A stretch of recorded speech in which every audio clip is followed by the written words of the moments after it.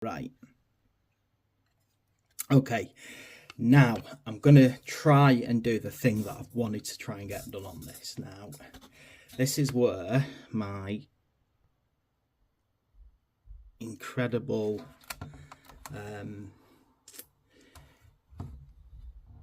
where my desire to do something amazing sometimes outstrips my overall ability, to be quite honest about it. Let's see if I can make this work. I'll be really happy if this works. I will be a very happy man. So, getting my Wraithbone. Really going to water this down, like a lot. Like, really got the consistency down here. And what I'm going to do is I'm going to get this partially on the head, but not fully on the head. So what I mean by that is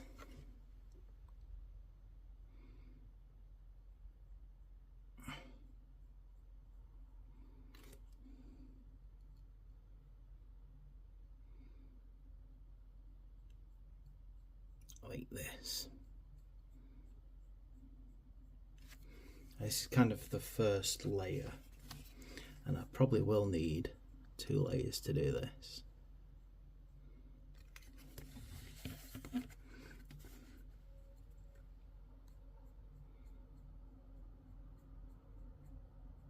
So as you can see, the first layer is definitely far too streaky. Not worried about that at the moment.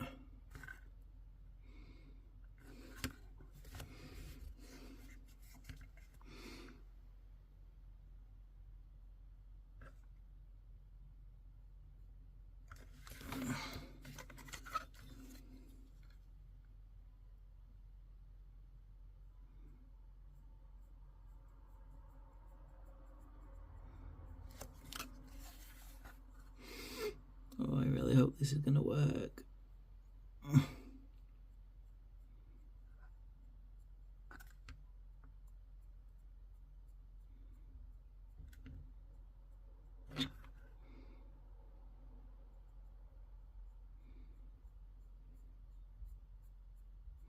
So I'm not joking, if this doesn't work, I'm actually going to have to strip this whole model down. Well, not the whole model, just the head down. I'll have to detach the head and strip it down to get this to work.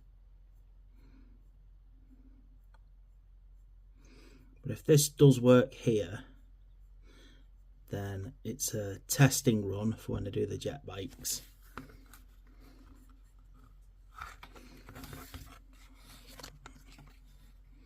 So hopefully you can see I've got it on that part so far. Okay. Now,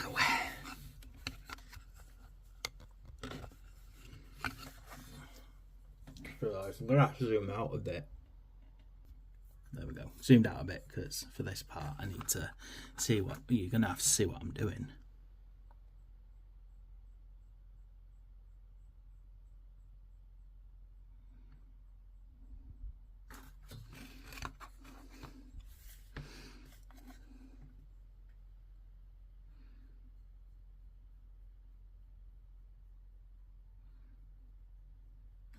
Can hear the church bells all dinging away at the moment. Now I'm going to assume that the reason they've been going on so long is because the Pope's died, hasn't he?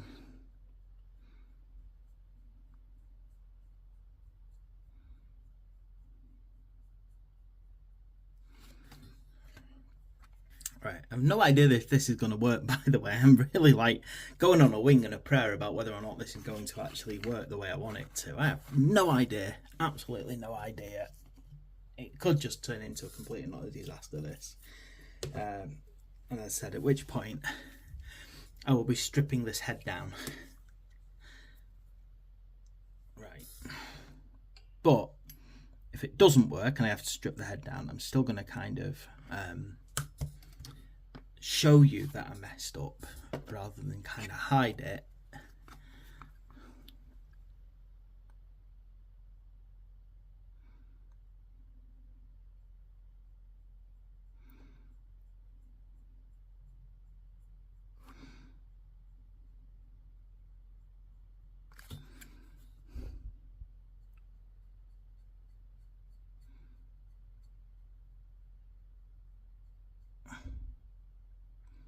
Hopefully you can see I've really got this watered.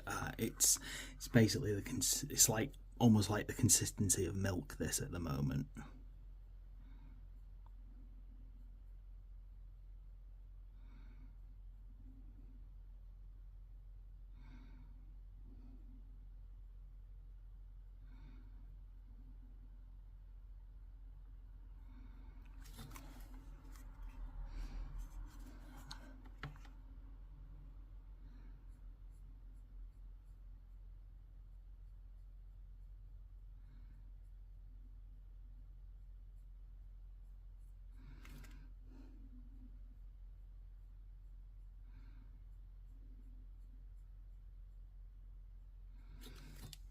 Right.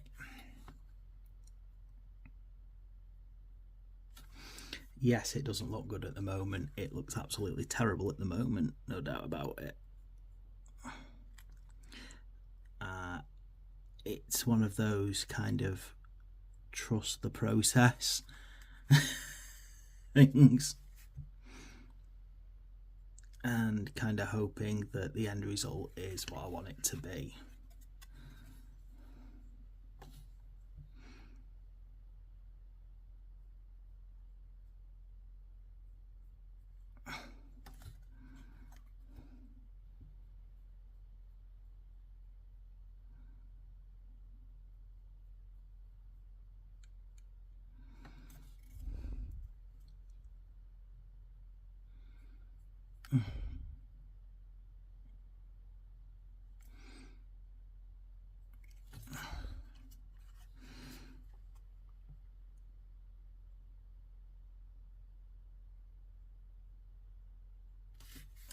I'm gonna pause the video for a second and let that dry a bit.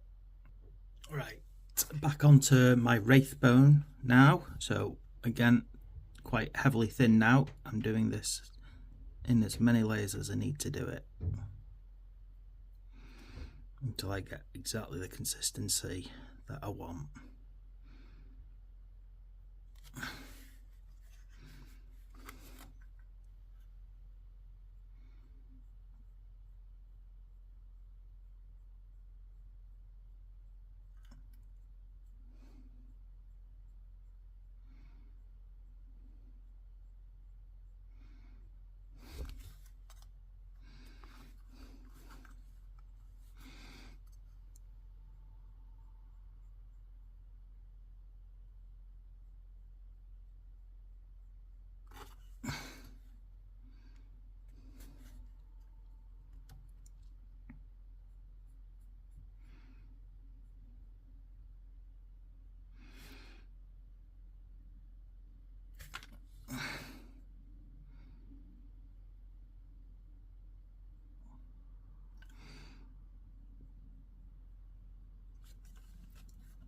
Now, as you might guess, I'm going to be at this for a while, and I'm pausing the camera between layers to give it a chance to dry off a bit, because I don't want to just keep on adding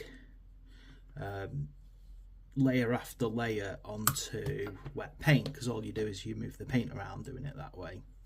What I'm trying to do is very slowly build those layers up.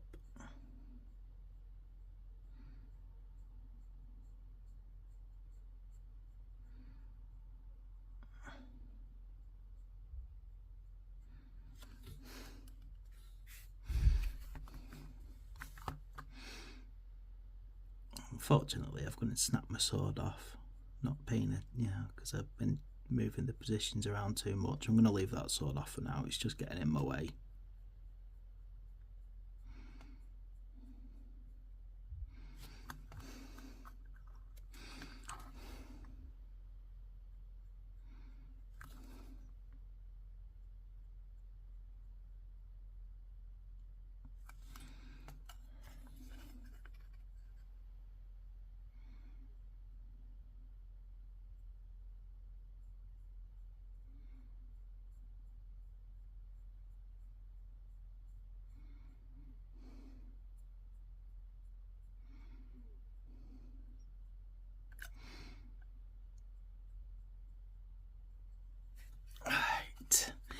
it's slowly getting there. I'm hoping, fingers crossed, just starting to see what I'm trying to aim for here.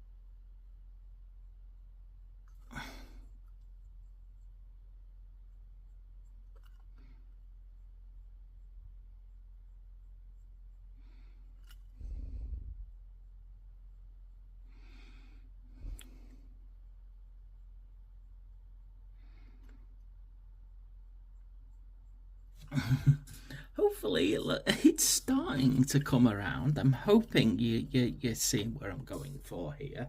I hope that you're kind of looking at it and going, okay, I can think I know what you're trying to achieve.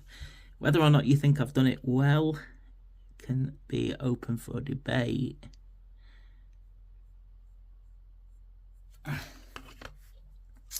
think what really matters is that sometimes you've got to try things, and if you don't try them, you'll never know if you can achieve it. That's it, really.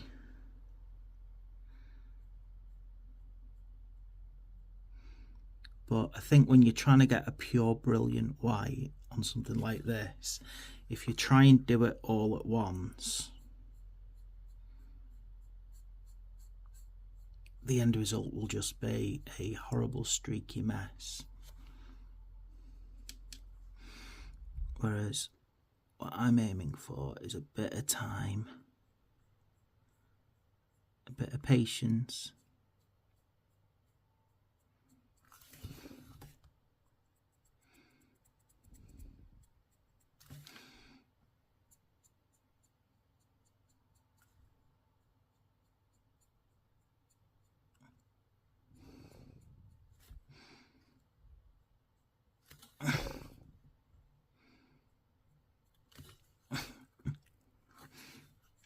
please work. Please look good at the end of all of this. If I go through all of this hassle and I have to strip the head down and start again, I'm not going to be an happy man.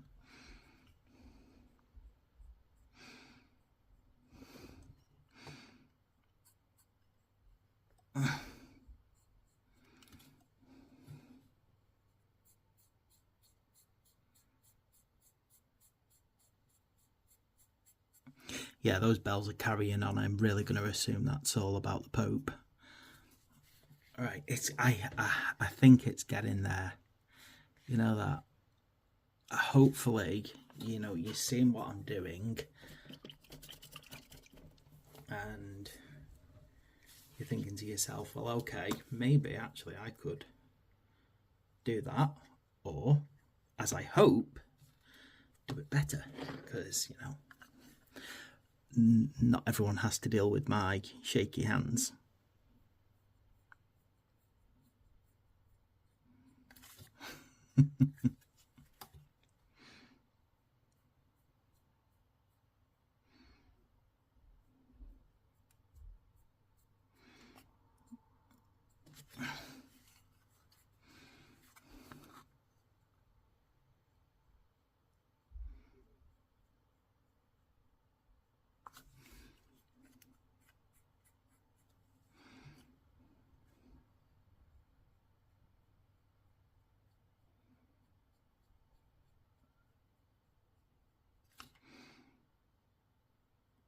Right.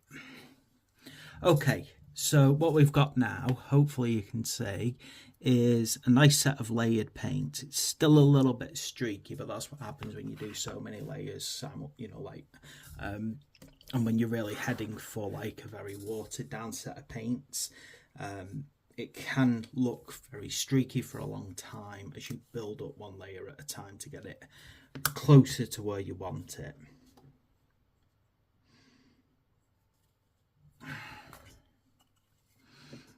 Gonna see if maybe just one more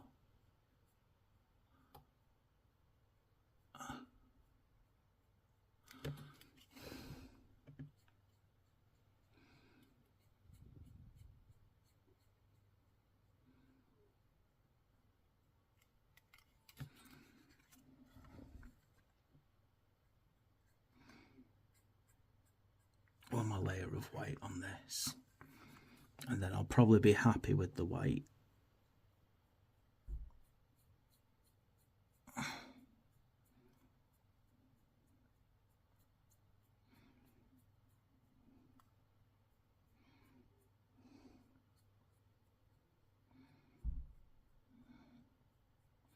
Keep thinking to myself, how many other places am I going to need this?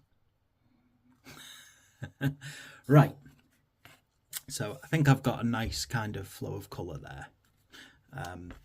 Now, the next bit. Because now what I've got is I've got a kind of a seam, as it were, between the cream and the Corax white, the Wraithbone and the Corax white, which you don't want. So what I'm going to do is I'm going to get Corax white and Wraithbone. Just going to pop it over here on my dry palette. Second.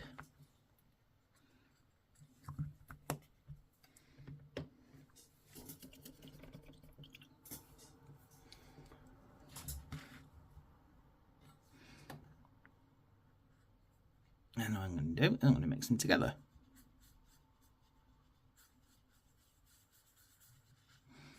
To create this colour here. And once I've got that created on my dry palette, I'm going to just kind of dab a little bit onto my wet palette, and then hopefully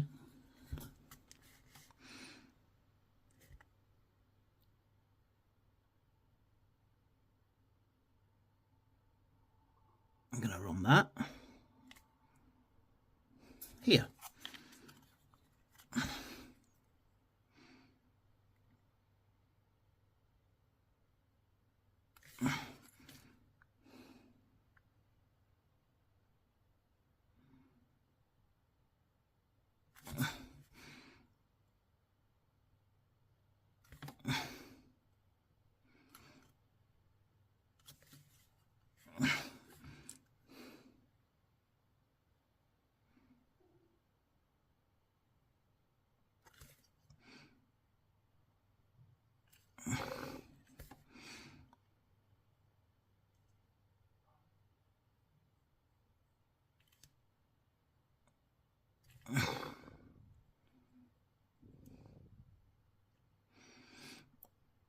And then what I'm going to do is give it a second. I'm just going to try and gently. Now, this is the next little annoying part, because as you might guess, then I'm going to have to very quickly get some, and this part has to be done very, very quickly, get some very watered down Corax white, and try and get those two colours to blend a bit together too.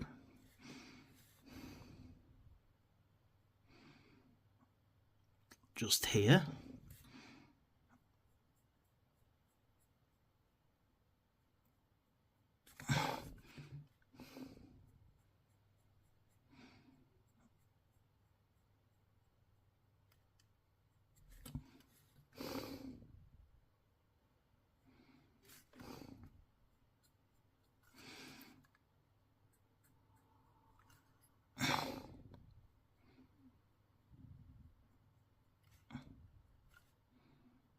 And while I've got some very wet Corax white on there, I'm going to go get that colour that I created, the mix of the two again. going to very, very quickly blend them.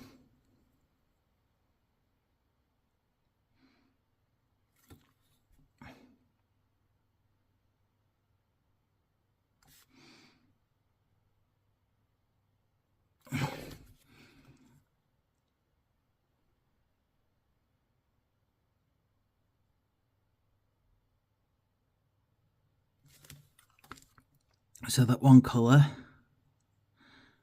becomes the other.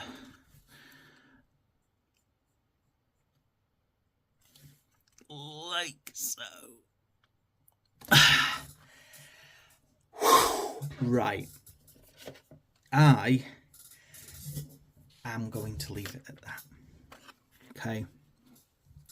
I'm not going to pretend that this is the finest example of blending colours that anyone has ever done, because you know what? It's not. I'm just more worried now about my Corax white streaking.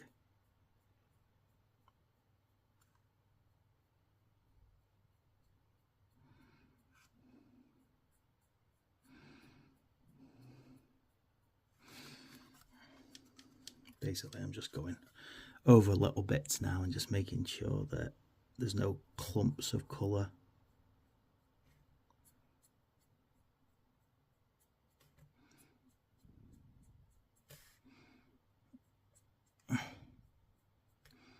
Again, it's all about just making sure that I kind of paint as much as I can, all in one direction.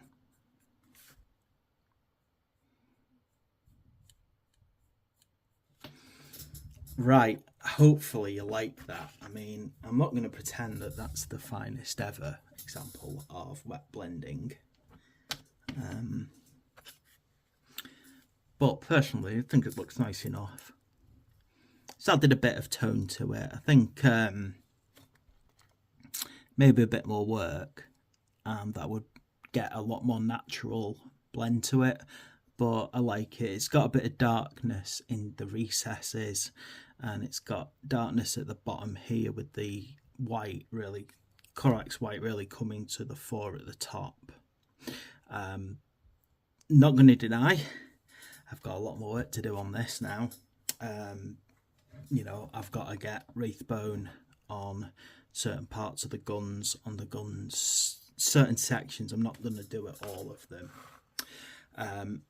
But I think what I really wanted to do with how to paint the Wraithlord was not so much show the same techniques, because to be quite blunt, I've done those techniques now time and time again. You know, it's the heavier metal style of painting. You know, it doesn't change between each individual one. What I wanted to show you on this, really, I'm going to reattach the sword, was how we can maybe start looking at making things a bit more interesting, which hopefully I've shown you how to do with that head. Now, if you are doing the colour scheme laid out in Combat Patrol, which is the red, you could still kind of copy what I've done on the actual head itself, because that's predominantly done in Corax white.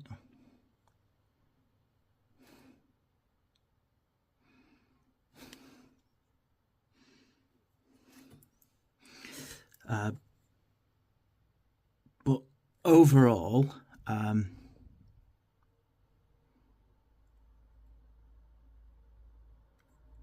hopefully I have shown you in my own personal way, you know, a different technique to make things a bit more interesting on your models, so they're not just all kind of very flat, you know, flat colours, flat with just like shading thrown in. Hopefully we're thinking, well, you know what, I might give that a try, see how it works. I'm probably going to try that technique on my jet bikes as well, see how that goes. if not on all my jet bikes, then maybe on at least on the squad leader to make him a bit different. If I feel brave enough to do it twice. I mean, it took quite a while to get that done, but I think, you know, I think it looks okay. I'm not saying it's absolutely amazing, but it's better than just a flat colour at the moment. Probably might look a bit better when it's properly dried. And of course, I'm going to be obsessing over, you know, like every time I see, like every time it dries, I'm going to see another streak that I'm not happy with, and I'm going to end up going over it again obsessively until I'm happy with it.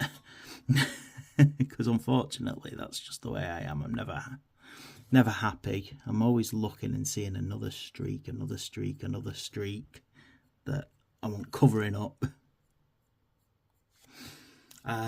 So yeah, I think I'll leave it there, because as much as I would, as much as doing the rest of the model would be quite cool, there's huge parts to do, and I've also got to kind of still do things like the seer stones, but I just don't think it's worth, you know, carrying on the video any longer, just to kind of show you how to do something you probably already seen me doing quite a lot now. I'll probably, when I've got time, paint up the guns, but other than that, that is how I'm creating a bit of blending on the helmet to, you know, do something a bit more interesting. I've just realised though that because I've got white paint everywhere, I've ended up putting some on the black, so I'm going to have to touch that up as well. But thanks for watching. Please like and subscribe, and I'll catch you in the next video.